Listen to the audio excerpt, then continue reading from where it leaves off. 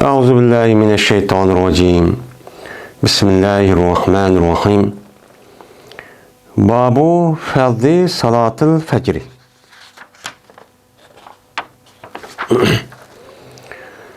Bu namaz bamdatniki faziletiniki babudur bu deydimdi.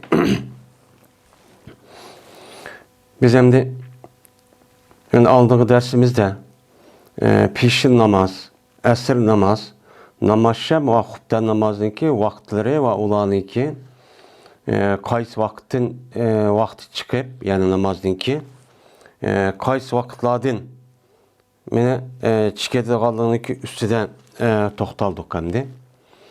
Hem de hazır bamdat namazı geldik.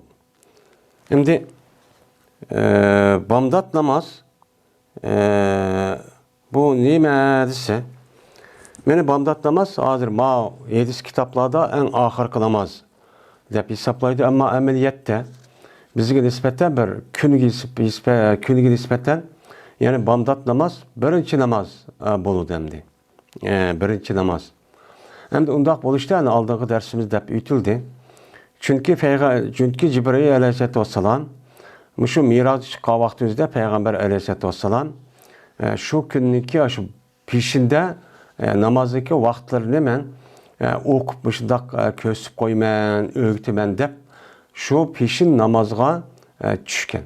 En ahırda anıdıkken Bamdat namazga düşüp 2 gün anıdıkken yine bir kata düşüşte men bu şekilde boğalık için men bunuğa men asas kılıp şu an muhaddis alimler yani İmam Bukhari'deki alimlerimiz men birinci namazdaki üzerine pişin namaz, ikincisi namazga, üçüncüsü olsa namazşem, dördüncüsü olsa hubden, beşincisi olsa men bamdat namazı dep mundaq tertipke veriş şu emdi.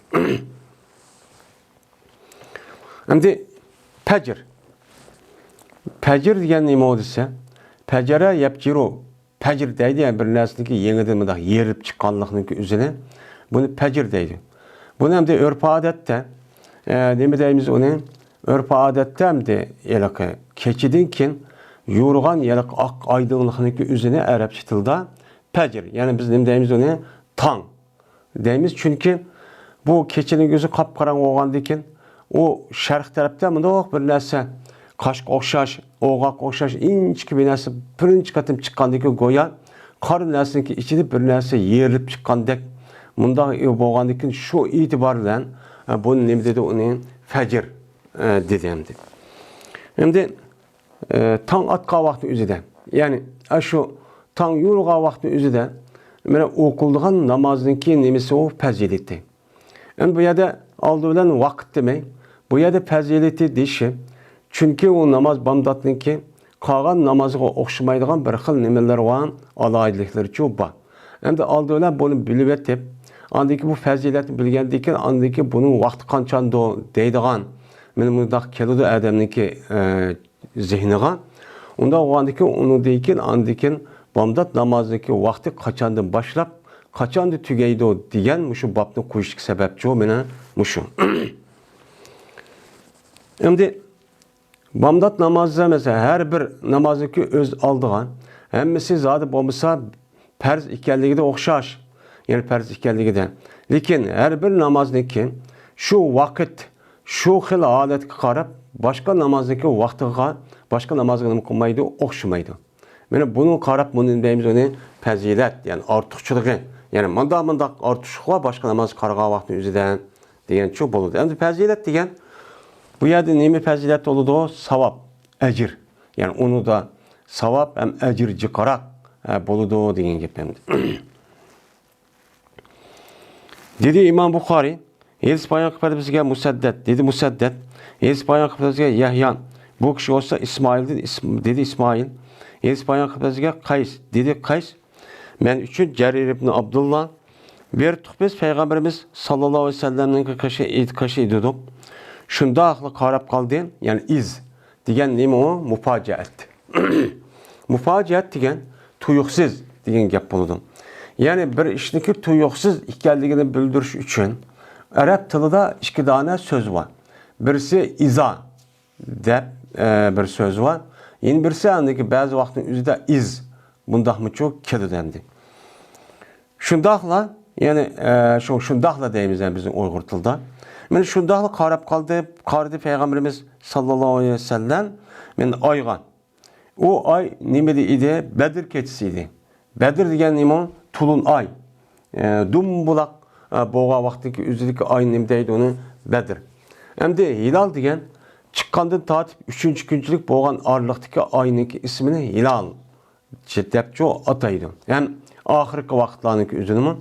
Ama buniki hemmisinin men 15 gün 14, 15, 16. günü boğa aylınki üzünü Bedir deb ataydı. Ama buniki umumisi nimdeydi onu Kaber deb ataydı hem de.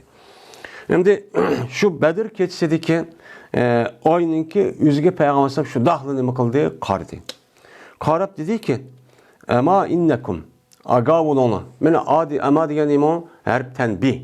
Yani tanbih degan yani men sizlarga gap qilmayman ama gapim pek muhim. Bunga nima qilinglar? Diqqatli qilinglar degan nima qildi? Arabchada buni bildirdi.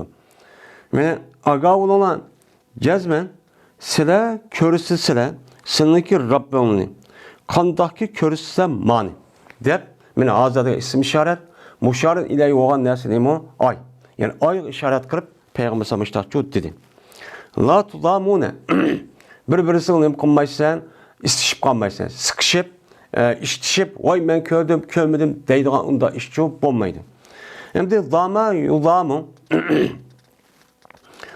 yudami haba yuhabi muhabaten yani dama yudami mudamaten deydi bir-birizga yelaki zayiq yani tar qilib ishtishib mang bo'ldi anamada qilganligini o'zi nima deydi uni mudamat deydi yoki bo'lmaydi la tudahuna yoki bo'lmaydi o'xshitib qolmaysizlar shubhi qilmaysizlar ya'ni bu yelaki daha degan gapniki o'zi bu ne bo'ladi? Daha yudahi mudahaten deb he bilan kelgan vaqtning o'zida bu ne bo'ladi? O'chanda shak, ya'ni o'xshitish degan ma'noda bo'ladi. Shu Allohniki seni Rabbini ko'rishdan hech qanday vaqt bir-birisi qisishib, ishtishib, unda qilib yoki bo'lmaydi, shu bilishib, yo gumon qilib, "Voy men ko'rmadim, undaqmidi, mundaqmidi" deb unda bir ishni qilmaysizlar. Shundoq meni hozir men oyni açtaq köyge vaktimizde müştak kılıp tağına sınırlıkı Rabbini mene cennetlik üzüde men müştakçı körüsüler dedi. Şimdi bir adamı nispeten en lezzetlik, en şirin yani mümin Müslümanlığa nispeten en lezzetlik ve en şirin, en tatlık nesi kavun mene Rabb'da Allah'ın için körüş.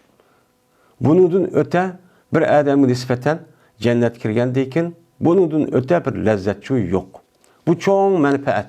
Şuna Peygamber bunu Allah'ı değişiyor şu. Ondan başka biz dünyadan lezzet, tatlık, şirin dıvatkan neseye asasen cennette zaten o nese var. Hatta gözümüz görmegen, kolumuz anlamagan, hatta ki dünyada durup da kalbimizde keçip bakmagan. Bunda nesinin özü cennette var. Ama bunun da mı en yukarı? Rab'da Allah'ın nime kardeş, mene cemalığı çok karaş. Şuna Peygamber sallallahu aleyhi ve sellem Anda o ki eğer kadı bolsanızlar şu ki galip kılınmağaysızlar.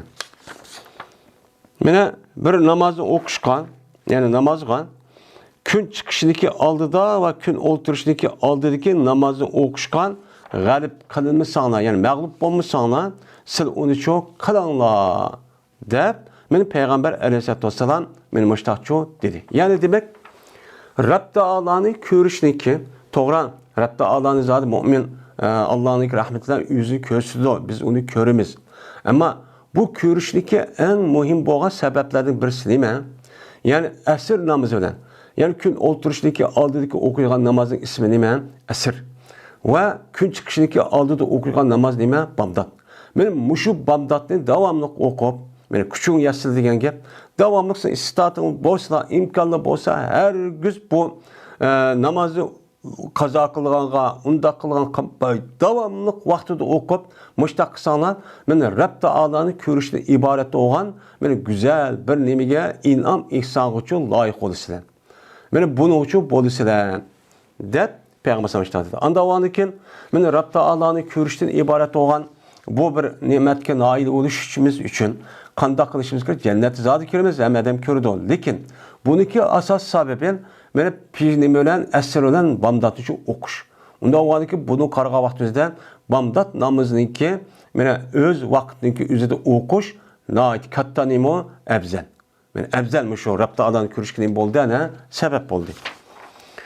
Anadikin okudu Peygamberimiz sallallahu aleyhi ve sellem Fesabbih bihamdi rabbike qabla tulu'uş şemsi ve qabla gurubiha diyen muş ayetini mi kıldı okudu. Yani bu okuştan mene gün olturuşundaki aldığındaki namaz yani esen gün çıkışındaki aldığındaki namaz mene nime o mene bamdat. Benim muşu bamdatniki işki namazın işki vakti okuydu diyen gepniki üze nerede ba Kur'an-ı Kerim'de ba. Yani bu yerde namaz diyen gap yok o desen. Bu yerde fesabbih bihamdi rabbik. Tesbih etken Muhammed Aleyhisselatü Vesselam seninki Rabbinge hamd etişilen. Seninki Rabbinge hamd etişilen sen neme kılın? Tesbih et. Dep buyrukçu kıldı. Mene kays vakitta kabla tulu'u şemsi ve kabla gurubiha. Gün çıkışındaki aldıda ve gün oturuşundaki aldıda seninki Rabbinge hamd etişilen birlikten sen neme kılın? Tesbihçi etkin dedi. Yani bu yerde tesbih diye namaz yok o dese. Çünkü namazdaki asas değil mi? Zikir tesbih. Zikir tesbih oğandiken şunun içinde muayyen tesbih oğanlığa yani tesbih ne kadar sebbeh yusabbihu tesbih diyen Allah'ın ne kıldı? Pahlı diyen gap.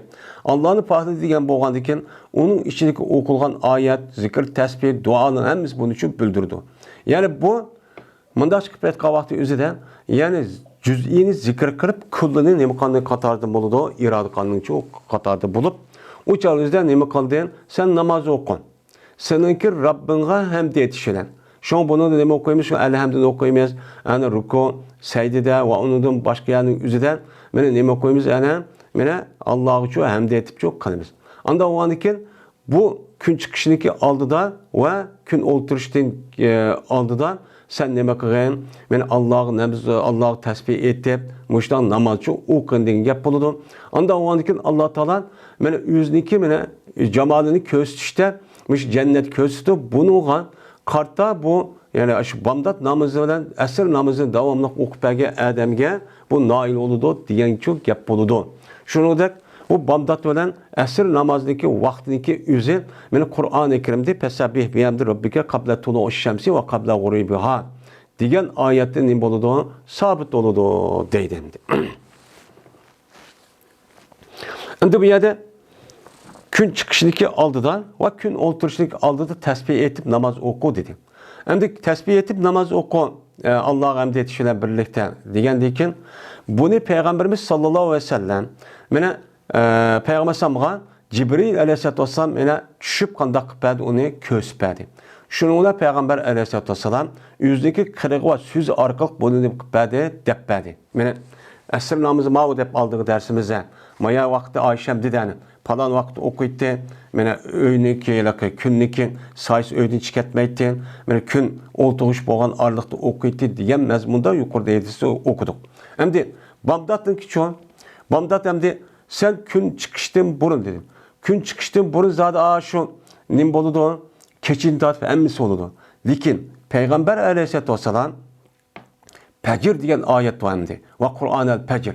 Yani Pecir'de okuyan, tam atka vakti okulduğun Kur'an'ınki nemisi var. Şu vakti üzeri kıyıl diyen yani demek Bamdat namazındaki vakti tam yorgandı tatip gün çıkışlık boğan ağırlıkta iken dep Peygamber aleyhisselatü vesselam tövende okuyumuz. Muşu edis arkalık yüzdeki emeliyeti ve söz arkalığını kıpədi onu izahlap bədi. Dedi İmam Bukhari. Hedis bayan kıpədi bizge Hudbet ibn Halid. Dedi oğlu Hudbet. Hedis bayan kıpədi bizge Hammam. Dedi Hammam. Hedis bayan kıpədi bizge Ebu Hamre. Ebu Cemre. Bu kişi olsa Ebu Bekir ibn Ebi Musa radıyallahu ta'ala anhudin. Bu adam üzün atısı olan Ebi Musa radıyallahu ta'ala anhudu rivayet kılıdı. Şunu adep ki cezmen Peygamberimiz sallallahu aleyhi ve sellem dedi. Bir ademi ki okusa o adam berdeyni. İşki sokak namazı neme kısa okusa kirdi o adam cennetke nima qildi? Kirdi der. Men Peygamber müştahçu dedi. Endi bu yerda berday. Bert degan nima? Soğaq degan çok gap bo'ladi. Endi bu yerda aslida men salla salatal berdayni desa uçağın o'zida mana uch oshkor uchoq bo'ladi. Aslida bert degan so'goq bo'lgan ekan. Berday degan ikki so'goq degan gap. Bu yerda vaqtni bildirdi. Unda bo'lgan ekan ikki so'goq vaqtning o'zida o'qilgan bir namoz bor. Shu namozni mana bu odam o'qisa degan nima o gap. Ya'ni bu arab tilida mushundaq bizning Uyg'ur tilida bo'lgan. Arab tilining o'zida, arab tilining o'zida yiliqi gapni ayt qisqa qiladigan. Ama qisqa qilib uniki mazmunini o daxil nima qilib unaga ta'sir yetkazib uqolmaydigan darajacha emas. Mana mushundaq nima bor? Gaplar bor. Buni nima deymiz? Uni balog'at, ya'ni ixtisor shu deymiz yani. Yani gap bak nima bo'ldi? Ixtisor bo'ldi. Ya'ni umumiy mazmun bildirdi. Buni nima qiladi deymiz esa, chunki bu salla degandan demak, yani bir adam namoz o'qisa, ikki bardayni degan gap, ya'ni namoz o'qisa, ikki so'goq vaqti bo'lgan namoz deganga nimasi bor ya da qayrinisi bor. Shung bu yerda nima shu deymiz. Endi bu yerda ikki so'goq qavun. Hammamizga ma'lum Arab yarim orolida nihoyat issiq. Mana issiq bo'ladi. Shu vaqtning o'zida bo'lib kunduz bak issiq bo'lgan gap. Kunduzi soat shu ulg'ash vaqti bo'lgandan keyin, andan keyin namozga kelishib bo'lgan oraliqda mana nihoyat havo isib ketadi. Undan keyin havo nima bo'ladi? Mana shu uniki oldida va shu namozga keyin havo bir qadar so'ydi. Shu chog'ning o'zida andan keyin bu odamlar andan keyin ish qilamiz yo tijorat qilamiz deb shu chog'da bozor va kaza ishlarni cho'q qildi. Mana bu e'tibor bilan ikki so'goq bo'lgan vaqtning o'zida namoz deb bunda atish sabab cho'chu. Mana bu odamning o'zi jannatga nima qildi? Kirdi dedi. Unda bo'lgandan keyin, ya'ni ikki so'goq vaqtning o'zida havo ikki so'goq vaqtning o'zida o'qigan namozning o'zida meni jannat kirishga nima bo'ldi ekan? Sabab bo'ldi ekan. Unda bo'lgandan keyin bomdod namozniki qolgan namozlarga nisbatan meni bir nimasi bor ekan, aloyidagi va fazilati cho'p bor ekan. Ya'ni jannat kirishga nima bo'ldi ekan? Sabab bo'ldi ekan. Endi qolgan namozni o'qisaqmi, shu sabab. Shunda qolgan amallarimiz üzümü nima bo'ladi? O cennet kirishga sabab bo'ladi. Lekin ma'lumki cennet kirish sabab bo'lishning o'zi bu yerda nima aloyidlik var. Yani aloyidi. Chunki ikki vaqtdagi o'zida odamga nisbatan nihoyat nima o muhim. Hem bir vaqt hem aynı zamanning o'zida mana ikki vaqtning birisi bo'lgan g'aflat odamning uyqusi bakildigan vaqt. Nihoyat shirin. Mana mushu narsani demak, mushu shirin, mushu mashg'ulot bo'lib asrdagi dojik mashg'ulot bo'ladi. Bir odamning kunduzgi ishini tugitaman deb yoki olmaydi arab yerim oldik bozor toz qiziydigan vaqt bo'ladi. Hammadan kunduzi yarım elib, anındaki bir işini qilmay chiqqan vaqt bo'lgan ekan, bu mashg'ulot dojik bo'lgan gap. Unda bo'lgan ekan mashg'ulot ham ikkinchi kuni qilib qolmasa ishlab hamma odam yuriydi. Yurgandiki demak bu chon o'zida mashg'ulot jiq bo'lgan ekan. Men shu mashg'ulotni qo'yib demak u odamning o'zi shu namozni o'qidi.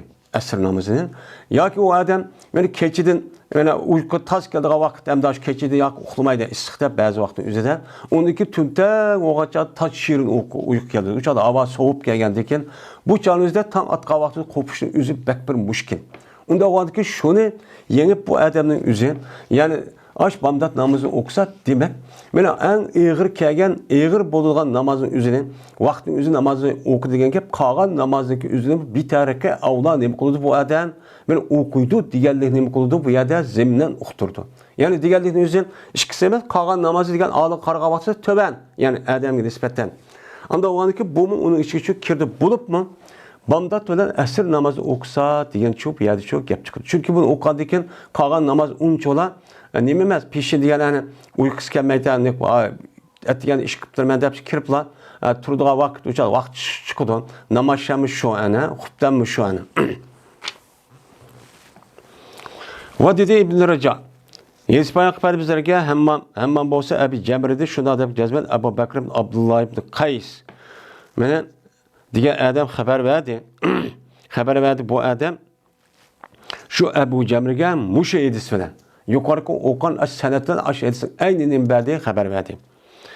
Xabari dedi bu Abi Jamra Yedis payg'ambar bizlarga İshak.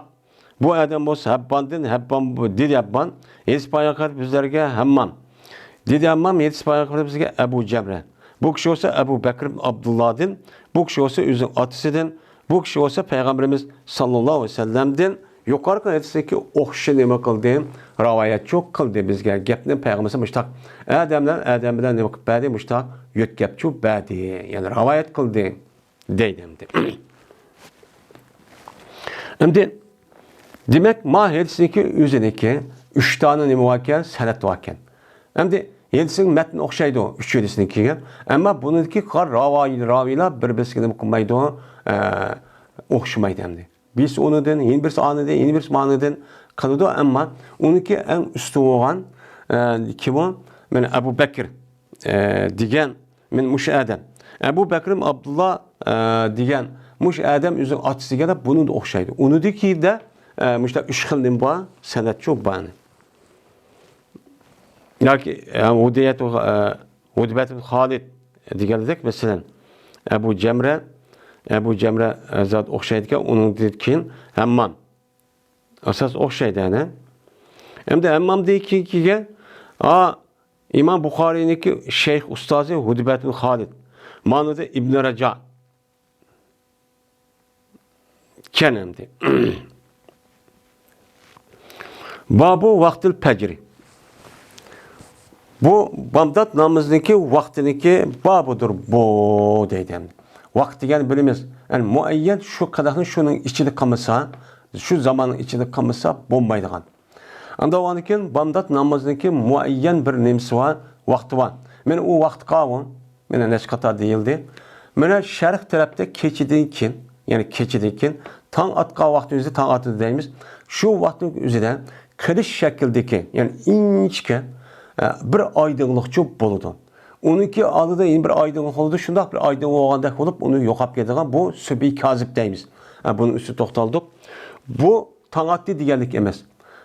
O Bag'dod o'qipasak o vaqtning o'zida bu nim boludu, o namozni qayta o'qishchi kerak. Ham zo'rliq yesakchi bo'laverdi.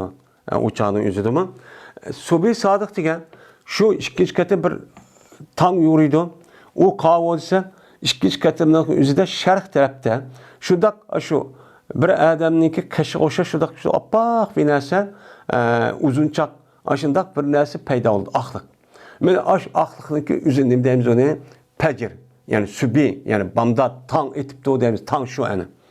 Şu tang atqandan vaqtini tatib, onunki en axırqı vaqti nima? Kun chiqishlik bo'lgan orliq Bag'dod namozimizniki o'qiydigan nemisi o vaqti. Hem de muşu vaqtın üzerinde bir adam Bag'dodning o'qigan bo'lsa, o'chan üzerinde to'g'ri bir şekilde o'qiganchi bo'ladi.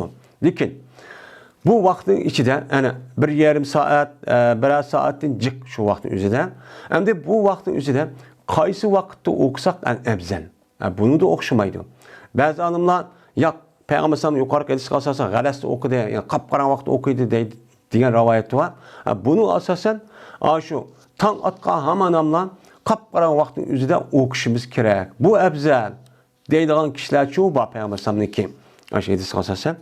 Ya'ni ba'zi kishilarniki o'zi namoz Bag'dodniki vaqti shu tong yo'rg'anda tatib, oppo'g'ayning bo'g'ishlik orliqda, men Bag'dod namozniki vaqti shu deydi. Bu az bir qismga olimlar. Endi buni da men o'ziniki hadis bormdi. Andiki yeni bir olimlar shu tong yo'rg'anda tatib, kun chiqishlik bo'lgan orliq da o'qisak bo'ladi. Buniki eng afzal vaqti nima? Eng afzal vaqti sal aqatib o'qish. Ya'ni azon chiqdi qora vaqtli emas, sal o aqatib apg'ayding bo'lgan vaqti o'zida o'qiganimiz bu ispar deb atildi, hadisniki o'zida aqatinglar degan hadis bor. Men mush hadisni asos qilib bizniki Hanifi mazhabda mush vaqtda o'qiganimiz sal afzal shu deydi.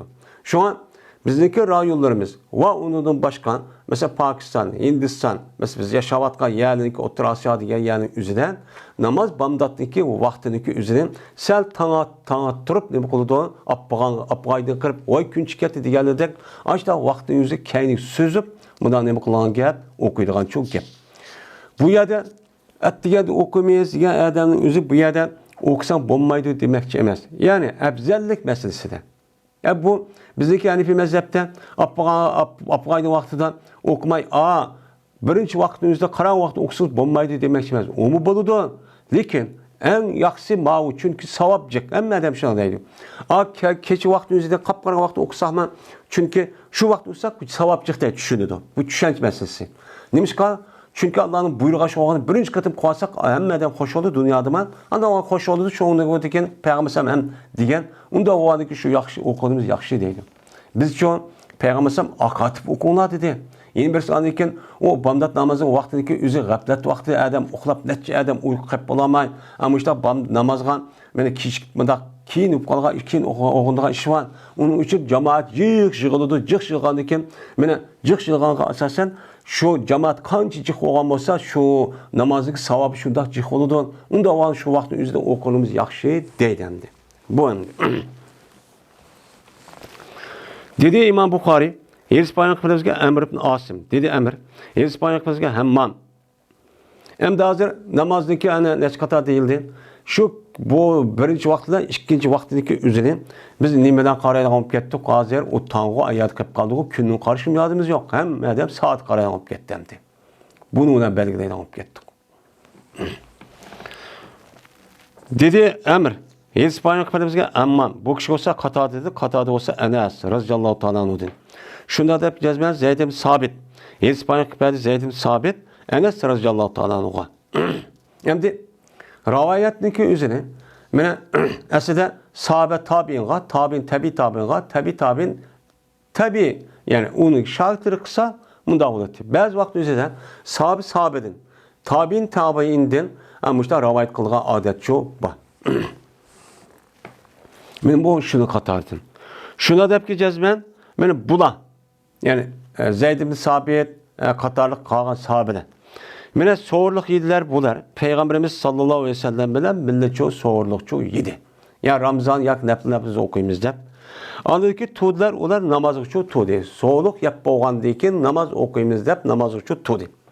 Diğerdi ki dedim ben deydi Enes. Kem beynahuma. Kançılık vakti oldu bu ikisini otursa. Yani zorluk işilen namazlık turuşundaki ağırlığı kançılık vakti olan desem. Dedi Zeyd ibn Sabit 50 yoki 60 oyatniki miqdoridir o ikki taraftaki ağırlık. Yani 50-60 deganimiz yani 50 oyat yoki 60 oyat bir adam o'qisa, mana zo'liq yapıp, mana ashun Payg'ambar sallamniki namoz o'qishi ağırlıqda nim bo'lgan ikki ağırlıqdagi vaqti bir adam 50 oyat yoki 60 oyat o'qish shunchalik vaqt ketadi, shunchalik vaqtni nima qilgandan men o'qiganti deb men müştahçu deydi. Yani demek, yani nemiken namaz bamdatının vakti zorluğunu derhal tügütüp, zorluğunu tügetti, toxtattı diyen yap, tan attı diyen yap buludu. Bu yerde neme kılındı iken, başlandı iken diyen yap çok buludu. Yani şu zorluğunu yap boğadık namaz koptu diyen namaz okumaydı, oy namaz okudu koptu diyen yap buludu. Yani şu ağırlıklı bir adam ayet okusana 50-40 ayet okuydu. Yani demek bu yerde asası maksat başlış vaktindeki üze. Bunu deydi o. Anladıkken bunun başka başlış vakti şu bahsi başlap yani Peygamber'im daha galas vakitte yani birinci katın vaktin üzerinden o koytu namazı Bağdat ne diyen gibi çok buludu. Dedi İmam Buxoriy İspanyol kırmızıya Hasan ibn Sabba. Anladı bu adam Ravudin.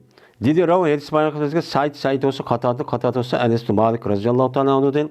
Şunda da cezmen Peygamberimiz sallallahu aleyhi ve sellem ve Zeyd ibn Sabit zorluk yedi bu işkeylen. Ol vaktaki tügütüvedi bu işkeylen yüzündeki soğurluk yeşilim. Tügütüvedi tuğdi Peygamberimiz sallallahu aleyhi ve sellem namazı şu tuğdi. Namaz durup andaki Peygamberimiz namaz okudu dedi. Maya demdi yukarıda namaz tuğdu depti. Manı demdi namaz turup namaz okudu depti. Yani namaz turup namaz okudu diyen gap. Yani edisi şerideydi. Yani demek namaz tuğdu diyen gap namaz okudu diyen gap oldu. Onda o anıkin sorluk yap akıdallah Peygamberimiz ne bakıgan yani Bağdat namazı okugan. Yani Bağdat namazı vakti muşu deydi.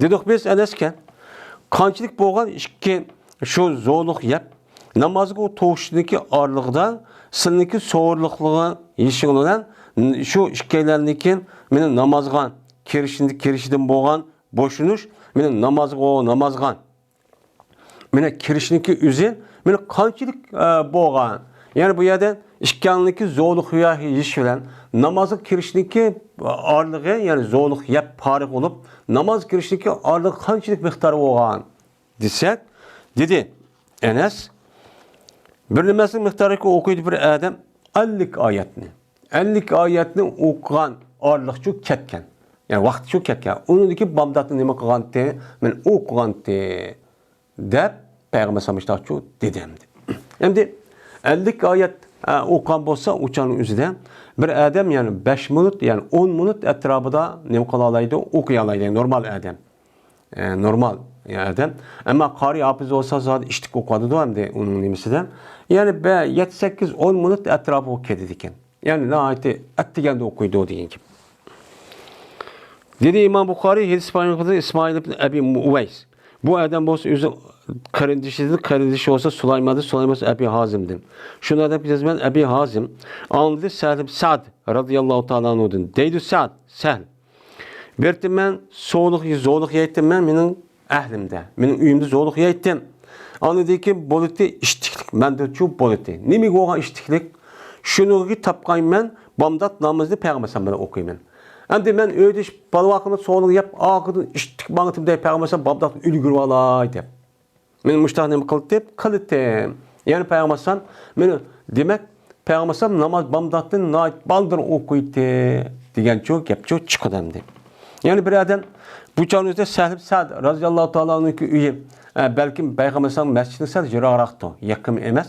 Endi üyü nereden bu ansari olgan iken belki ya jiraqraq bir yerden ya yakınraq. Yani demek ya 500 bile 1 kilometre ya 2 kilometre. Şu aralıkta ben iştik yap beripla men Bagdad namazı üyü bolsam bol Peygamber sallallahu o'qan deb men mushtaqcha qildim. Andiki Bagdadga o'qiydim. Yani şu vaqtimizda Peygamber sallallahu namazını o'qib bo'ldi.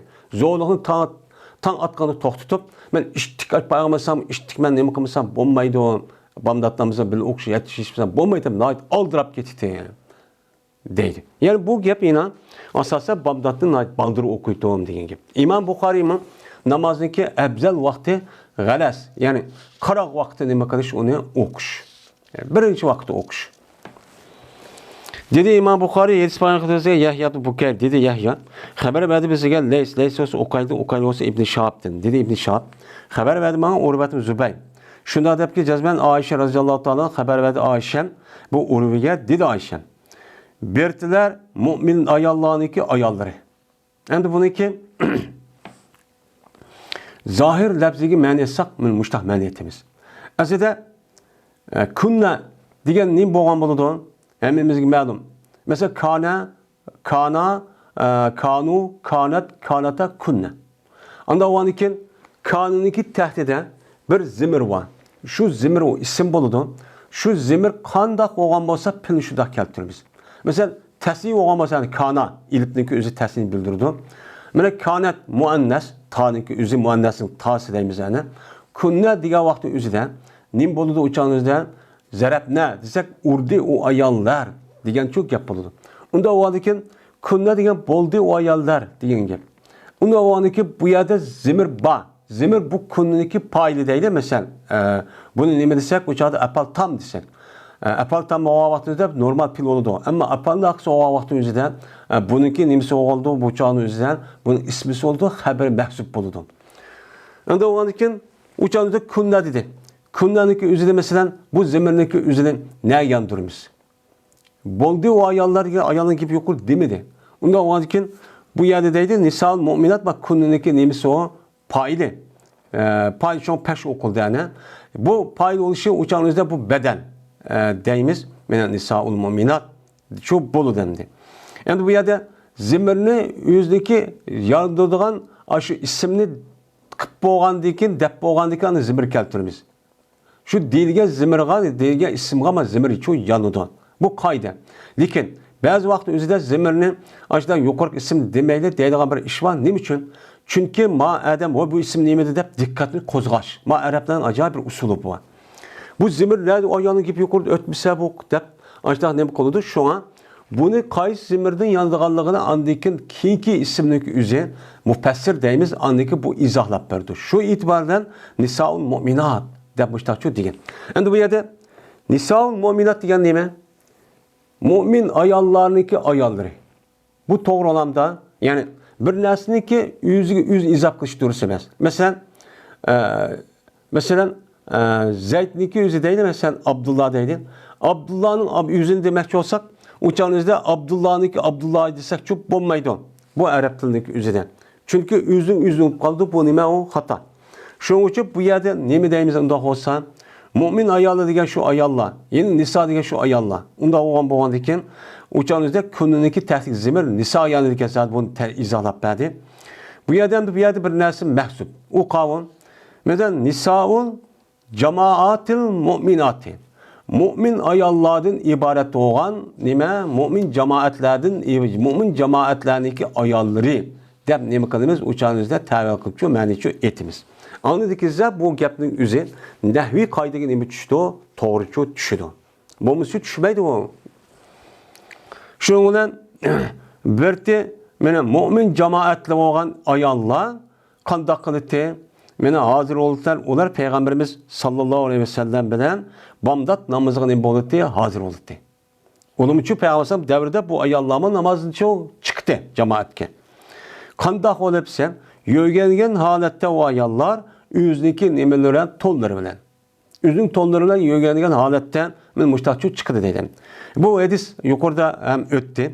Teleppa'a yeteleppaun laf deydi yani yögülüp mıdak nimkanın üzerinin murt Mertun murutun deydi bu yerdeki paxtedeyno jungdin mıda tokulup kıgan mıda bir abayda yoğun kimlik üzerinin yani yotkandek bunu murt deydiken. Onunki cemisi murt oludu. Yani bulan yögelgen halette çünkü ayallarının bedeni öğretti. Men uydan chiqib shu jamoat kelgan vaqtimizda yögelmiş olmaydi. Muşta yögürüp açtak nima qildi? Jamoat kuchi chiqdi. Ondekin yotkildiler ular namoz o'qib bo'lgandan o'ziniki uylarga nima qildi? Yotkildi. Ol bir zamandagi meni tugit ado qildilar ular namozni. Namozni ado qilgan vaqtimizda uyga cho'q qaytdi. Meni to'nimaydi ularni hech qanday bir kishi nima qilmaydi? To'nimaydi nimadan? G'alasdan. G'alas degani nima? Qorong'ulikdan. Yani tan atkandan keyin texi apqayni olmay bir qorong'ulik vaqtdan şu qorong'ulik vaqtda bu odamniki bu ayollarni hech bilmaydi. Endi bilmaydi degan gap bu. Bu yerda ba'zi olimlar mushu oyatni, mushu hadisni ko'rsatib, o ayollarning yuzi o'rat emasdi. U chiqdi bularniki deydi. Nimishqan? Chunki ayollar yugurib chiqqandan keyin har qancha yuz ko'zni itiborsimi bir adam ayolniki mesela bir adam o'zing ayolniki qandoq ekanligini sirtqi ko'rinish qarab o'qidandi. Bu o'qida zot mengishtirish nimasi qarab. Bu yerdamda buni hech qanday bir kishi ko'rmaydi, g'alasdi degani, ya'ni qorong'ulikniki o'zi, zot ayol ekanligini biladi, kimniki bo'lgandan keyin hammadan biladi. Ammo ayolniki kim ekanligini qorong'udan iborat bo'lgan narsaning o'zi ayollarning yuzini e'tiborlati, buning uchun uqmaydi. Diyen çok gap buludu bunu da. Anda o an iken, benim yüz peygamberim zamanıdımın, benim yüz uçuk boğan, ahvallar çok boğan. Dep, benim mundah nemi kılıdı, tefsir kılıp, yani bu da düşendirdi. Bunu asasen, şu ayallarınki yüzü, şu bu tarihte bu yan, şu zamanda tatip vatkan gap koyamdı bunu. Yani olmayken, yani iki kıl göz karaş var. Ayallarınki yüzü şunu da kolin, öğret mi, öğret emez mi? Bazenler öğret. Yani şu nimele. Bazılarına öğretemez. Öğretemez geldiğinde yapmışsınız boludu demek çemez. Yani bunu bu pitin zamanının üzerinden bana yapıp kalan için nahit ebzel diyen şu var. Ama şuna ihtiyacı olsa yani babu men edrake minel fecri rek'aten. Bu bir kişideki babiki taptı o kişi Bamdat'ın bir rekat. Bamdat'ın bir rekat tapkan bolsa qanday bo'ladi bu adam desa, benim Bamdat'ni öz vaqti o'qib, mana bomdodni öz vaqtida o'qigan bo'ladi. Vaqt chekatmay turib, vaqti ichida o'qigan bo'ladi deydi. Anda ondan keyin bir rakatni topsa degan gap, ya'ni boshlash vaqtini o'qitdik. Tugash vaqti nima bo'ladi ekan? Muayyan bir vaqt bo'ladi ekan. Shu tugash vaqtining, chiqish vaqtining oldida bir odam mana bir rakat o'qib qolgan bo'lsa, bomdod namozi o'qigan bo'lgandan keyin, ya'ni demak, bomdod namozniki eng oxirgi bir vaqt bo'ladi ekan.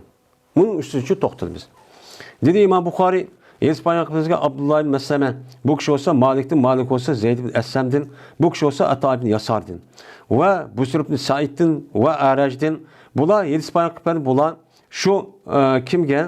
Zeyd ibn Essem'ge Ebu Hureyre'din. Şuna da ki cezme Peygamberimiz sallallahu aleyhi ve sellem dedi. Bir ademi ki tapsa o adam, mene bomdat namazı dedim, bir rekat tepti, şunu al dedi ki çıkay gün. Gün çıkışındaki aldı da bir rekat tepti. Yani demek maidistem, bomdat namazındaki en ahir vaktin olurken künniki çıkışı. Yani künlük çıkışı degen, şerh tarafta künniki şunda kaş, oşağın yani oğa koşan inç gelir şunda köründü ma bu gün çıktı diyen gap bulundu. Yani namaz bomdatning vakti aş tang yurganda tatip uniki çıkıdığan vakti demeyken tangniki künniki çıkıdığan vakti geçirken. Anda ondan bir adam şu gün çıkandan burun namaz bomdatning iş hareketi olan bir hareket okuyan bolsa, tep bağlan bolsa, o adam mene biz cezmet tapkan buludu bu adam bomdat namazını mene iş hareket namazı öz vaktinde okuyançı buludu dedi. Ve bir adam ki tapsa o adam bir rekatını esirdin. Şunun al dedi ki oltuğa gün. Gün olturuşun aldıda müştak bir rekat tapkan bolsa, cezmet tapkan buludu bu adam esir namazını öz vaktiçi tapkançı buludu. Dep meni Peygamber müştakçı dedi. Yani demek bu hadisdeki temsil asasen yani bir namaz bomdatniki vakti tam yurganda tatıp gün çıkışlık arlıkken. Gün çıkıştan burun bir rekat okuvası mı uçanın üzerinde bu adam bomdat namazının üzerine nimkan boludu uçanın üzerinde tapkan çok boludu. Depçu müştakçı deyimiz hem de. Hem bu hadisdeki üzerinde bu hadisi müştak tappa. Lakin yeni başka hadistan yine ne olmaydı bunu da yelak mezhep itibariyle bu namaz bozup geldi o kandahulu deydiğen bir xil usul nemiz var. O bir nememdi. Hem de hadisdeki zahiri bile müşemdi. Babu men ederke mine salati rekaten. Bu bir kişideki babiki taptı o adam. Benim namazım bir rekat taptı. Yani yukarıda bamdattın. Manı kaysi bir adam şu namazı öz vakitte okuş, yani vakti çıkıştan burun bir namaz, bir rekat okamaz kandak oldu dese, ben bu şu üstündeki bab. Dedi İmam Buxoriy, İspanya'da Abdullah ibn Yusuf dedi, Abdullah haber verdi bize ki Malik olsa İbn Şahab'dı, İbn Şahab olsa Ebi Seleme ibn Abdurrahman'dın. Bu adam olsa Ebi Hureyre radıyallahu ta'ala anh'dın. Şunu da ki cezmeye Peygamberimiz sallallahu aleyhi ve sellem dedi. Bir ademi ki tapkan olsa o adam bir rekatli namaz bamdattın. Yani bir namazdın. Meyli pişi bolamdı, meyli esir olamdı, meyli huttan bolamdı. Bir namazdaki yüzü tapkan bolsa, yani vakt çıkıştın burun, bir rekatı tepepti. Tapkan bolsa o adam, cezmen namazındaki okuşu öz vakti tapkan mı okudum diyen diyor, boğan boludu. Der, Peygamber aleyhisselam işte dedi. Anda o ağanı yeni bir bandat namaz, esir namazı yine anında da dedi. Anda o ağanı iken her namazdaki başlanış ve onunki tügeş vakti çok baken. Diyen çok gap bolu dendi. Biz bunu deyimiz. Babu salati ba'del fecri hatta tertibi şemsu. Tertefi şemsu. Bu namaz okuşundaki babudur. Tan atkan deyken. Tan atkan deyken namaz okuşundaki bolamdı, bommamdı. Yani bununki babudur. Hatta ki gün kötürlügen kadar. Gün çıkıp kötürlügen kadar bamdat namazı şundak tan atkan deyken bamdat namazındaki sünneti ve perzden başka namazını okusak bolamdı, bommamdı. Bunun üstündeki değil mi o? Bak, yani tan atkan deyken o tan atkanı gün çıkışık boğan arlık fakat bamdat namazı bilen perz namazda sünnetini okuyduğuna muayyen vakti için belki vakti. O vaktin üzerinde başka bir namazdan üzerinde net namazı okudum, anı kıldım, manı kıldım diye iş yok olmaydı. Ama Bundan başka, naflidan başka, sünnetten başka mesela vacip, mındak bir namaz olgan bolsa, mesela kazası kılış degende uçadı boludu. Onundan başka vaqtda bolmaydı. Şunudek asr namazı okugandan keyin kun, mana o tuğan kadar nafil namazı okuşu katta bolmaydı. Dedi İmam Bukhari, Yedis Bayakımızga Habs ibn Ömer. Dedi Habs. Yedis Bayakımızga Hişam. Bu adam olsa Katade olsa Ebi Aliyadin. Bu kişi olsa İbn Abbas radıyallahu ta'ala anh'adı. Dedi İbn Abbas. Men şahit oldu. Menin kaşımdan bir minçe adam ki razı bulungan. Adamdan bolgan idi, şahit bolgan şu idi. Yani hazır olgan. Razı bulungan kim? Sahabeler. Sahabeden Allah için razı bolgan. Radıyallahu anhum diyen neymi ayet var. Onda var ki Allah mende, ularda razı oldum dedi. Allah mende razı oldum degenden şu an sahabendeki otursa olgan bazı işlerin üzerinde Allah bunu anlamak için bildi. Böyle bilip durup Allah razı oldu. Onun için sahabenin içinde bolgan mesela uruş vakazalı var. Bunun iki yüzü her gün dünyavi menfaat, ya ki baş oluş, ya ki şöhret perestlik ibaret olan nesidi haliti. Hemmisi yüzüge düşük olan bir doğru tapaman dep jürüp, uçağınızda muşundak bir bazılarla hata çok kitip kalgan. Ama hata kitip kalgan bolsunun, uçağınızda nimenin üstüde Peygamber yetiştirgendek bir ecri verirdi. Bula hem nesli nime ama dünyadaki hazır uruş talaş nimesinin bundak dünya hukuk, menfaat meselesinin üstü haliti. Biz şu an muşu itikadımızın üstü sahabenin oturuz boğan uğuşundaki üzerine biz andak, mundak, dep undakçı demeyimiz. Yani bu doğrunun üzerine til uzatış küçük bulmaydı. Bu tügüdü. Çünkü Allah Kur'an-ı Kerim'de şunda dağılıdı. Onun başkan o sabikon evvalun dep. Onun da radıyallahu anhum ve radu anhum diye ayetler var. Onun da başka Kur'an-ı Kerim bir kançada Allah Teala sahabenin mediligen ve maktıgan çoğu ayetler var. Yani demek Allah'ınki maktışka, Allah'ın rızalık iriş boğan gepni apırıp biz emde yeni anda mundat dişimizin hakkı çoğu yok. Emde bunu da nimalimiz ders alımız. Yani ders, ibret. Yine erdahum indi Ömer. Mene ulanınki benim nezdimdeki en razı bulunan kişi kim? Ömer. Bir adam da erda degen neymi bu? İsim tebzil. İsim tebzil esede failini tebzil kılış için bulunur. Mesela Zeyd'ün a'lamu min emrin desek, Zeyd emrahundun a'layım desek, yani Zeyd emrahundun bir kadar bekerek bir ne bilgi çi diyen payını deyimiz. Ama bilgi çi diyen gep isim mef'ul ne kılış kemmeydi on ebzel, yani onu yoğantış, onu ziyade kılışı bildirmeydi isim tebzil. Bazı vakti üzerinde açtak neymi kıp kalan gep mebzul, yani mef'ul olan isim mef'ul olan mani mıdak ebzel, yani katta mıdak neyati nimiti diyen şu katardı bu erza diyen gep. Mene ulaniki en erzası. Benim en razı olduğu için men de diyen gep emez mi ya da? En razı bulunan kişi. Ulaniki en razı, Allah Teala razı olan kişi diyen gep.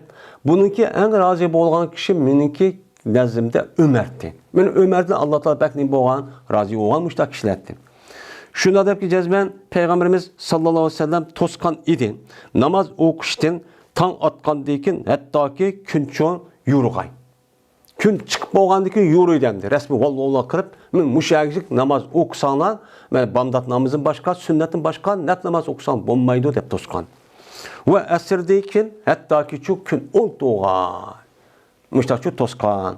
Dep İbn Abbas men radıyallahu ta'ala onu dedi ki, yani bu bir adam emas. Bir qancha sahabenin muş gapni ağzıma anlığantım, şahit olğantım deydi.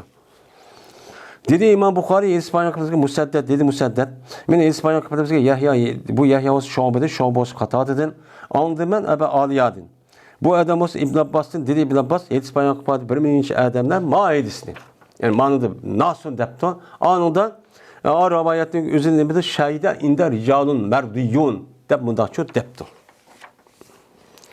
Yine dedi İmam Bukhari İspanya kıpırızga Musaddet.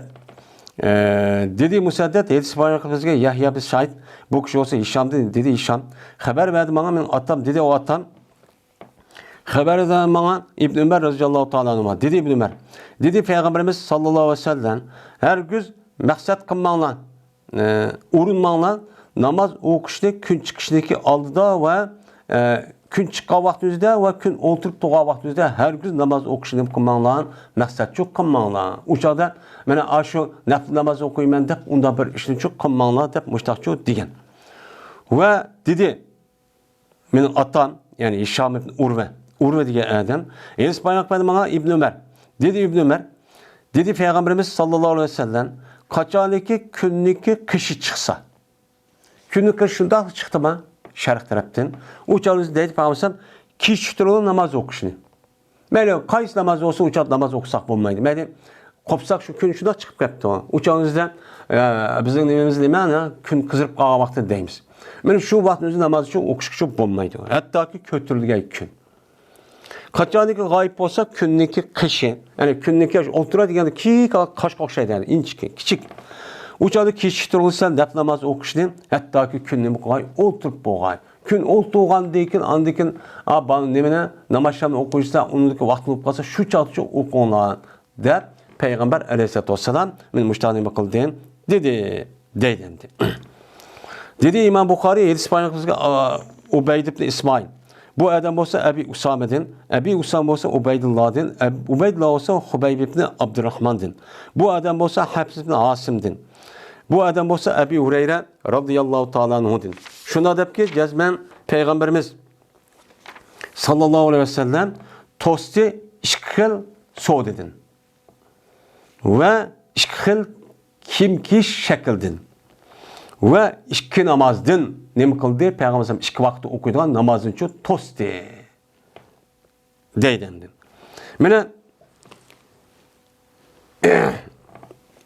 Mana bu yeni nimadan to'sdi? To'sdi Payg'ambar alayhisolatu vasallam namoz o'qishdan tong otgandan keyin hattoki kun chiqib bo'lgan qadar. U jonida nafl namoz o'qishga bo'lmaydi. Ama şu günkü bamdat namazını ve sünnetini okuyumuz zaten onun dönemi yok. Ve esirdikin hatta ki olduğu gün. Bunu da tostu. Gün olduğu kadar namaz okumanla esirin vakti kirgendikin dedi. Şu an esir vaktin ki esirin okuşunda vakti perz okup boğandikin gün olduğu kadar namaz okuşu bulmaydı. Biz benim muşu itibariyle kaçaniki namazın üzerine sel kişitirip okusak o çağınızda nafil namaz okuyduğun boludu, vaqt boludu deb, şunu bu Hanifi mezhebinin üzerinde esir namazı sel kişitirip okuşu ebzel, çok deydemdi. Sel kişitirip. Şimdi mekro vakti emez, mekro vakti kalın.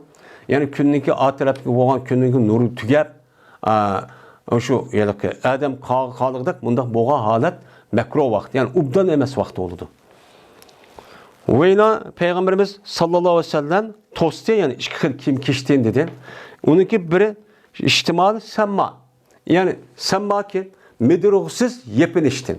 Yani semma degeni gap gaça işimini anlamaydıgan cimmi tuturduğan iş degen gap. Yani bu ne degen gap? Yani yoğan ya ki yotkanda kim apırıp bütün bedellerin hemmesi yiyor gap. Hiç kadar konu bir yerden çıkamay putumundan mağulunmayı müştak uğrapla koyduğun kim? Bunda kim ki işte ne bakalım diye Peygamber tosti deydi. Bunda işbama bazıdır ki görmüş yani. Ve yine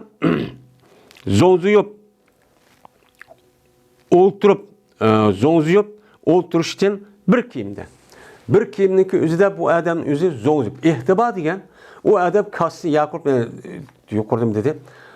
Kasını koyup tizime daha çıkarıp aldı. Tizime daha çıkargandık mı da tizime daha kumda oturgandık aldı mı öğret içilip kalan gibi. Bu o vaktin kimde çünkü adır kim onda aşmagan bilen adır kimde bölünüp kalı demdi. Şunda oltusu eğer bu işe dikkat kılış gerek. Onda o andikin o cahilin yüzü bölünüp kalışı aldığın ilişki o gerek. Onda oltulması gerek. Onda o andikin bunu kartta şuna Peygamber ne bakan bunda kim oturuştu ne bakan toskan. Bir kimde. Kandak oldu ise apurdu bu adam yüzdeki cinsi azası asma kapırdı. Yani Mudok pep kimda olmadı içmemiz cinsi azar külüp toğan asma qarab bu şu bommaydı o da Peygamber çok toskan. Önemli işkil setim, işkil soda. O kavsa munabazat ve munamasat. Digen muşu sodadan nima qildi Peygamber bunu düşür tosti dedi. Munabazat digen nima? Nabaza yani bozu digen attı digen gap. Yani attı. Nefs degan at degan gap. Bu ne degan gap? Munabazat degan nabaza, yunabizu munabazat degan etishdi degan gap. Yani bu qanday mana savdo bo'lar ekan. Bir adam malni yoki mush kiyim-kechak yoki bug'doy yoki qo'noq degan bir narsa olib turiblar. Bir narsa shundoq otaman. Otgandan keyin shu narsaki u tushgan yani bu tarafini men manchiplik olaman. Ya manchiplik satsan, ya sen o'zing otsan deydigan qimmatli bir xil savdo bor ekan. Bu nima bo'ladi bu? Bu savdoning o'zi payg'ambar to'sqan. Nima uchun? Bu aldash. Aldashdan iborat bo'lgan bo'ladi. Agar o'zi otsa mundaq etib qo'ydi. Adam assa bakarak adıdı. Bu adam ziyorat adı. Bunlar andikin qandaq bo'lgan ikkisi o'tirsa talash tortish kelib chiqadi. Buningda payg'ambar nima qilgan? To'sqan. Bu nima u? Mubham. O setilgan malniki muayyan bo'lishi kerak. Şu an bayiniki ruknima 4. 4ning birisi nima? Setilgan malniki nemi cins, uniki rangi nima, uzunmu, qisqimi, qandaq ekanligini o'zi mana setvaga adam muayyan ko'rish kerak. Ko'rmisi shu bo'lmaydi. Ama ko'rib turib olgan bo'lsa, uniki mundasi bo'lmaydi yani. Mana bu nima rukun? Shunga buni nima qilgan? Aldash ish yuzi bo'lgan bu to'sqan. Yana birisi mulomasat, silash. Lemese yani silade mulamasa bir silişir. Yani nima deydi ekan? Men ma kiyimning ichidan, ma'nosining ichidan qaysi qo'lini tekkan bo'lsa, shuna tekkan bir narsa olib silgan bo'lsang, men shuni manchilik satdim. Anchilik uchun mandaq qildim degan bir ish bor ekan.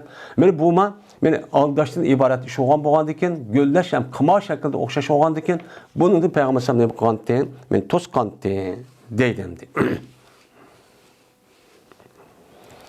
Babun la yataharras salata qabla ghurubi shamsi. Meni bir babdir.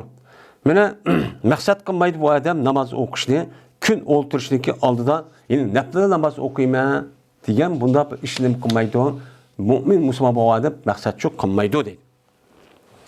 Dedi İmam Buxoriy Yedispaniyakimizga Abdullah ibn Yusuf dedi Abdullah xabar berdi bizlarga Malik olsa Nafi olsa İbn Ömer radhiyallohu ta'ala anhudan shunda debki jazman payg'ambarimiz sallallohu alayhi vasallam dedi. Meni maqsad qilmaydi bir sizning biringlar onudaki maqsad onudaki namoz o'qiydi kun chiqib tug'an vaqtingizda va kun o'tirib tug'an vaqtingizda undaq namoz o'qiyman deb undaqcha maqsad qilmaydi. Chunki nima mu'min musulmon uni men nima qilib bo'lgan, tus bo'lgan. Uni o'zi buni shu qilmaydi. Bu nima? Labziydi xabar, ma'nida nima? Insha. Ya'ni talab qilmanglar, undaqcha qilmanglar, o'qimanglar degan gap. Dedi İmam Buxoriy Yedispaniyakimizga Abdullah dedi Abdülaziz. Yedispaniyakimizga İbrahim Sa'd. Bu kishi olsa Sa'deti, Salih olsa İbn Şahab'ni dedi İbn Şahab. Xabar verdi bana Ata ibn Yazid Cundai. Şunda deb jazma bu Ata anladı Ebu Sa'd Hudri radhiyallohu ta'ala deydi. Anladım ben Peygamberimiz sallallahu aleyhi ve sellem deydi. Yok namaz bamdatdan kin. Hatta ki kötürlüğe kün. Tan atqandan keyin namoz o'qishi yo'q. Nafl namoz bir askerahni. Ve namaz o'qish yo'q. Asrdan keyin, asr vaqti kirgandan keyin nafl namoz o'qish yo'q. Hattoki kunchi o'ltuğa dedi. Ana onun kun o'ltug'ishik bilan asr vaqti kirgandan keyin nafl namoz o'qishga bo'lmaydi. Dedi İmam Buxoriy, Yedispaniyakimizga Muhammad ibn Aban dedi Muhammed, Yedispaniyakimizga Gundar dedi Gundar, Yedispaniyakimizga Şoba Abi Tayyah'tin. Meni bu kishi olsa dedi. Anladım ben Humar ibn Aban'din. Bu adam Yedispaniyakimizga berdi Muaviyeden. Dedi Muaviye, jazman sizlar her ayni o'qiysizlar namozni. Bir namoz o'qatsizlar. Naqat sabahni sahibdan jazman biz hamroh bo'lgan edik payg'ambarimiz sallallohu alayhi vasallamga pas ko'mgan edik biz payg'ambarimiz o namozni o'qiydi. Payg'ambarimiz o namozni o'qiydigan biz ko'mgan edik. Ammo sizlar o'qisa, qaysi namoz ekan asrdan keyin vaqtidan keyin o'qiydigan 2 rakat namoz o'qib etgan bular. Shuni debdi. Va jazman to'sqan edi payg'ambarimiz men 2 namozdan nima qilgan to'sqan. Ya'ni nima? 2 rakat namozni asrdan keyin asrdagi ishkiramat o'qiydigan bir ish bor ekan, buni payg'ambar to'sibgandan o'qimabdi ekan. Ammo siz uchun bu yerda o'qiyapsizlar. Deb Muaviy radhiyallohu ta'ala uchun mushtaqchu degan. Ya'ni demak, asr vaqti kirgandan keyin qatti, men 2 rakat asr namoz o'qib bo'lgandan keyin nafl namoz o'qish bo'lmaydi. Hozir maidis. Dedi İmam Buxoriy Yedispaniyakimizga Muhammad ibn Salam. Dedi Muhammad Yedispaniyakimizga bizga Abda. Bu kishi olsa Ubaydullohdan, Ubaydulloh Hubaybdan, Hubayb olsa Habs ibn Asimdan. Bu kishi olsa Abi Hurayra radhiyallohu ta'ala dedi Abu Hurayra. To'sti payg'ambarimiz sallallohu alayhi vasallam men 2 namozni nima qildi? İşki namazı için to'sdi. Bomdatdan keyin, tong otgandan keyin hattoki kun chiqqan. Asrdan keyin hattoki kun o'ltirgan. Men mush vaqt o'zida namozni o'qishni nima qildi? Payg'ambar sollallohu alayhi vasallam meni to'sdi. O'shaningizda nafl namoz o'qisaqchi bo'lmaydi, deydimdi. Bir adamniki babiki kerak ko'mida namoz o'qishni faqat asrdan keyin va bomdatdan keyin. Endi bu yerda asr bilan bomdatdan keyin namoz o'qish makruh. Buni nima u bil ittifoq. Ammo undan boshqa vaqtni o'zida, masalan, namozshan, pishin, mana bu namozlarning o'zida xuftan din keyinki u vaqtni o'zida qancha namoz o'qisaqchi buni berdi. Makruhchi emas. Shu namozning sunnat ratibida o'qib bo'lgandan keyin. Mana bu esa Ömer, İbn Ömer, Ebu Said, Ebu Hureyre radhiyallohu ta'ala anhumlar Peygamberimiz sallallahu aleyhi ve sellem'den nima qilgan? Rivayet qilgan. Rivayet qilgan bo'lgandan keyin, anda bo'lgandan keyin asrdan keyin namoz asr bo'lgandan keyin, tong otgandan keyin kun chiqish bo'lgan oraliqda ko'tarilgan qadar o'qimaymiz. Undan boshqa vaqtimizda 4 soatning o'zi nima qildi? Payg'ambar o'qigan dedi, anda o'qisaqchi bo'ladi dedi. Dedi İmam Buxoriy Hadis peygamberimizga Ebu Nu'man. Dedi Ebu Nu'man hadis peygamberimizga Hammad ibn Zeyd. Bu kishi olsa Ayyub olsa Nafi olsa İbn Ömer radhiyallohu ta'ala anhu dedi. İbn Ömer namoz o'qiyman, qandoq ko'rdi mening ashoblarim namoz o'qiydi. Mening ashoblarim qandoq namoz o'qisa men shunda o'qiyman. To'smayman, hech qanday bir kishiniki namoz o'qiydi kecha va kunduzi. Masha. Kech kunduzi nimani xonadi? Kech kunduzi qaysi vaqtingizda, qandoq vaqtingizda, qandoq bir namoz o'qisa men uni uchun to'smayman.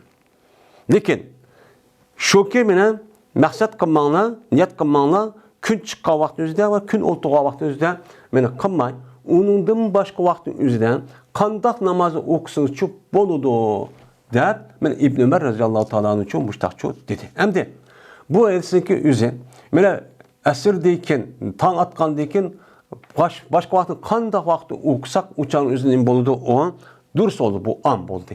Ammo yeni bir hadisda kun toza jing tushib turgan vaqtda o'zida o'qish bo'lmaydi degan nima va buning uchun hadis bor. Men 3 vaqtda o'qisak bo'lmaydi. Bu endi hadisga asosan bu nima bo'ldi? Yana xoslikka aylandi. Bu bilinmesi babiki o'qiladi. Meni uni asrdan keyin asr vaqti kirgandan keyin, endi asr vaqti kirgandan keyin nafl namoz va kaza o'qisak bo'lmaydi, asrning farzidan boshqa. Unda ondan keyin yana asrning namozi o'qib bo'lgandan keyin yana boshqa namoz o'qisak bo'lamdi, bo'lmamdi. Mana asrdan keyin o'qilgan namoz bor. U qavun pötüp ketgan namoz. Ya'ni pöt degan nima degan gap? Ya'ni har narsaniki o'ziniki vaqtiniki o'zida qilmay, uni vaqt o'tkazib ketgan narsa o'zini pata yaput pöt deydi arabchada. Ya'ni shu namozning o'zini vaqtida o'qiyamabdik. O'qiyamolsak, o'chan o'zidan mana asrdan keyin bunda ya tong otgandan keyin o'chan o'zida qazosini qilsak, boshqa bir namozlarning o'zi uchun u bo'ladi. Va yana shu pötüp ketgan namozlarniki o'qishidin. Pötüp ketgan namozdan o'qishi nima? Jinoz namozi, sajda tilovat deganidek ashtaq namoz shu vaqtning o'zida Qur'on o'qibdik, ya jinoz namoz bo'lib ketdi, zo'ra, o'chani kelib ketdi, o'chanizni qanday qilamiz? Voy payg'ambar sollallohu demak, o'chada o jinoz namozini o'qisak, ham sajda tilovat deganidek bunday namozni o'qisak, o'chan o'zida nima bo'ladi? Durustchi bo'ladi. Faqat bo'lmaydi degan nima qartilgan gap o. Bo'lmaydi degan gap faqat nafl namoz. Va dedi Kurayb Ummu Salim'den rivayet kılıp okudu. Peygamberimiz sallallahu aleyhi ve sellem asrdayken 2 rekatni okudu. Okup dedi ki meşgul kıldı bir minci adamla Abdülkays. Din Abdülkays kabilesinden kelgen bir minci adamla beni meşgul kılıp koydu. Ne mi deyin? 2 rekatden peşindeki okulgan 2 rekat sünnet duatı. Şunu okuyman deb farz o'qiblarni ishi bak jiddiy bo'lib ketgandan men shuni uni mashg'ul o'qiyolmagandim. Ammo shu hozir men bu 2 rekat sunnatni mushtaqchaqni nima qildim? O'qidim dedi. Onda vaqtdan men mushnoga asosan pötüp ketgan namozniki o'zini qazosini qilsak, o'chan o'zida nima ekan u durust ekan asrdan keyin. Endi u yerda sunnatni qazosi qilishga bo'lamdi. Endi maylis qazosan bo'ladi. Inshaalloh buni degan keladi bu to'g'riliq. Dedi İmam Buxoriy hadis payğamber bizga Ebu Nuaym dedi Ebu Nuaym hadis payğamber bizga Abdülvahid ibn Eymen dedi Abdülvahid Yedi Peygamber kıpaydı bana benim atam. Şuna dep gideceğiz ben bu atam anladı Ayşe radıyallahu ta'ala dedi Ayşem. Kasem Allah'a ki ipketti o Allah şu Peygamber samını. Peygamber sam ipketken bihinizi bir Peygamber sam yanıdın. Ellezi murat Allah. Kim bilen kasem kılır mümin musa Allah bilen kasem kılır. Şu Allah'ın yapalım. Mene Allah bilen Peygamber samını ipketken Allah bilen kasem kılmen ki terk etmedi. Mene Peygamber sam şu işkereket namazını hatta ki Allah'a uşkaşkan kadar. Allah uşkaşkan kadar Peygamber sam şu peşindikin okuyduğun işkereket sünnetini mıkamagan terk etip çok bakmagan. Ve terk etmegen deydi. Şu an namazdaki işideki, sünnet namazının işideki en bir kadar vacip yakarı sünnetin üzü bamdatın sünneti bilen muşu peşindeki ahirki işkereket sünneti de karlıdı. Bu sünnet muhakkede Peygamber her bir terk etmegen vacip bildirdi. Onda o an ki bunun kazasını şu kılış gerek eğer muşu düşüncede olsa deydim. Hatta ki Peygamber Allah uçkaş deydi. Ve uçkaş bir de Peygamber Allah Teala'ga hatta ki ilgir kege Peygamber namaz. Mene Peygamber Allah uçkaşkan kadar hiç kanda bir namaz Peygamber Aleyhisselam'a ilgir kip bakmagan. Ma uyup kalamam ki önde de onda iş yok. Namaz kege vakti otomatik aleti çok muşundak iştik çok kalite. Bu. Ve okumaydı Peygamber bu işkereket namazı mescid okumaydı. Yani peşin okumağındaki mescid okumaydı. Neymiş kan? Şunu da kokkallık cehdedeki mene iğir sep koyga Peygamber iğir sep koyga yüzü ümmetiga. Endi Peygamber bu işkereket namazı o mescidde perz okumağında okusa kalan ümmet. Oy Peygamber okuyurken depço mundakço bu palan gap.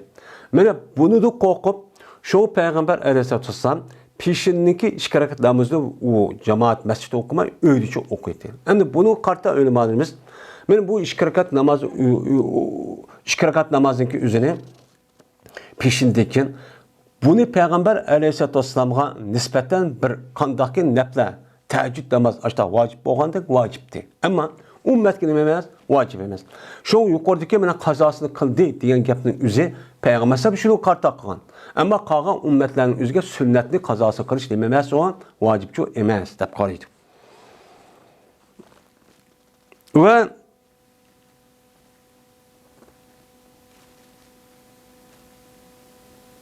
Yemeyedemdi kaptı.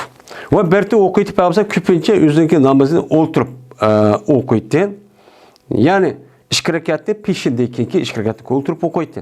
Ve berti Peygamber okuydu bu işkereketini peşindeki okuydu.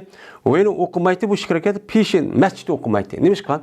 Şunun kokkallık cehdedeki iğirlik sep koygay üzün ümmetiga. Şu okumaydı. Ve berti Peygamber yaxşı gördü anda bilmez ki yengil kılıdı o nese şu ümmettin. Ümmetke qaysı nese yengil olsa, asan olsa şundak bolsun da bunu yaxşı gördü. İlaç kim var? Yani Allah Teala da buruk çıp qalmışsın. O qıpqasa uçaq əməlcik o pərzik aylandı. Pərzik aylanı qılmasa uçaq cik adam günah qılıb getir. Men muşunda qoqub Peygamber men şu ahvallarına açıb dikkat qıldı. Şu an işkarqa sünnətdə o məscidçi okumaydı deydi. Dedi İmam Bukhari, Yedis Peygamber Efendimiz'e Musaddet, dedi Musaddet, Yedis Peygamber'e Yahya, dedi Yahya, Yedis Peygamber'e Hişam, dedi Hişam. Haber verdi bana min atam, dedi Ayşe. Yabna uhti, hey kardeşimdeki oğlu terk etme, okup koy demek kendi. Terk etmedi Peygamberimiz sallallahu aleyhi ve sellem iki seydeni, yani iki hareket namazının eserdeki ki minunki kaşımda her güz undakçı terk et pahmedi. Deydim. Endi maidisa muşu yani esir namazı için işkirket namazı okuydu deyipti. Fakat Peygamber has yani peşindeki işkirket namazı okuyan de bunda çok karlı demdi. Dedi İmam Bukhari Yedis Peygamber bizlerge Musa İsmail dedi Musa. Yedis Peygamber Abdülvahid dedi Abdülvahid Yedis Peygamber bizlerge Şeyban dedi o Şeyban.